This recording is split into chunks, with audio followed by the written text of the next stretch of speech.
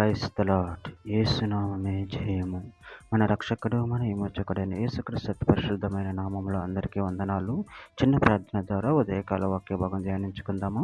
పరిశుద్ధుడ, మహాగణుడు దేవ యేసయ్య, సర్వాధికారి నాయన, మీకు వేలాది వందనములు, కృతజ్ఞత, స్తుతి, స్తోత్రం చెల్లించుకుంటాను దేవ ఉదయకాలం ప్రభు వాక్య భాగం ధ్యానిస్తుండగా వాక్య భాగం అర్థమవుట్లు సహాయం చేసి మీ కృపలో బలపరిచి మీకు మాదిరిగా మమ్మల్ని నడిపించమని చిన్న ప్రార్థన యేసు నామములో అడిగి వేడుకుంటున్నాను తండ్రి. Amen amen. రోమిలికి రాసిన పత్రిక 14వ అధ్యాయం 14వ వచనము. సహజంగా ఏదియూ నిషిద్ధము కాదని నేను ప్రభువైన యేసునందు ఎరిగి రూఢిగా నమ్ముచున్నాను. అయితే ఏదైనాను నిషిద్ధమని ఎంచుకొని వానికి అది నిషిద్ధమే. ఆమెన్. దేవుని వాక్య భాగం దీవించును గాక. ప్రభునందు ప్రియులారా, ఇక్కడ వాక్య భాగంలో గమనించినట్లయితే సహజంగా ఏదియూ నిషిద్ధం కాదని నేను ప్రభువైన యేసునందు ఎరిగి రూఢిగా నమ్ముచున్నాను. అయితే ఏదైనా నిషిద్ధమని ఎంచుకుని వానికి అది నిషిద్ధమే.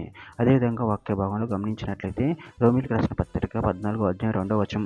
ఒకడు సమస్తమును తినవచ్చునని నమ్ముచున్నాడు, మరి ఒకడు బలహీనుడై ఉండి కూరగాయలను తినుచున్నాడు. రోమిలికి రాసిన పత్రిక 14వ అధ్యాయం 20వ వచనంలో భోజన నిమిత్తం దేవుని పనిని పాడు చేయుకుడి. సమస్త పదార్థములు పవిత్రములే గాని అనుమానంతో తినువానికి అది దోషము. కొరింథీయులకు రాసిన మొదటి పత్రిక 10వ అధ్యాయం 25వ వచనం. మనస్సాక్షి నిమిత్తం ఏ విచారణయు చెయ్యక ఒక్కటిక వాని అంగడిలో అమ్మునదేదో దానిని తినవచ్చును. తిమోతికి రాసిన మొదటి పత్రిక 4వ అధ్యాయం 4వ వచనం. దేవుని సృజించిన ప్రతి వస్తువును మంచిది, కృతజ్ఞతాస్తుతులు చెల్లించి పుచ్చుకునే ఎడల ఏది నిషిద్ధింప తగినది కాదు. తీతుకు రాసిన పత్రిక 1వ అధ్యాయం 15వ వచనము. పవిత్రులకు అన్నీ పవిత్రములే కానీ అపవిత్రులకును అవిశ్వాసులకు ఏది పవిత్రమైనది కాదు. వారి మనస్సాక్షి అపవిత్రపరచబడి ఉన్నవి. మత్తయి సువార్త 15వ అధ్యాయం 11వ వచనం. నోటిలో పడినదే మనిషిని అపవిత్రపరచదు కానీ నోటి నుండి వచ్చినదే మనిషిని అపవిత్రపరచునని వారితో చెప్పెను. లూకా సువార్త 11వ అధ్యాయం 41వ వచనం. కాగా మీకు కలిగినవి ధర్మం చేయుడు, అప్పుడు మీకన్నీయు శుద్ధిగా ఉండును. కొలస్సీయులకు రాసిన పత్రిక 2వ అధ్యాయం 16వ వచనం. కాబట్టి అన్నపానముల విషయంలోనైనా, పండుగ, అమావాస్య, విశ్రాంతి దినము అను వాటి విషయంలోనూ మీకు తీర్పు తీర్చినవానికి అవకాశం నీయకుడి. రోమిలికి రాసిన పత్రిక 14వ అధ్యాయం 22వ వచనం. నీకున్న విశ్వాసం దేవుని ఎదుట నీ మట్టుకు నీవే ఉంచుకొనుము. తాను సమ్మతించిన విషయములలో తనకు తానే తీర్పు తీర్చుకునినవాడు ధన్యుడు.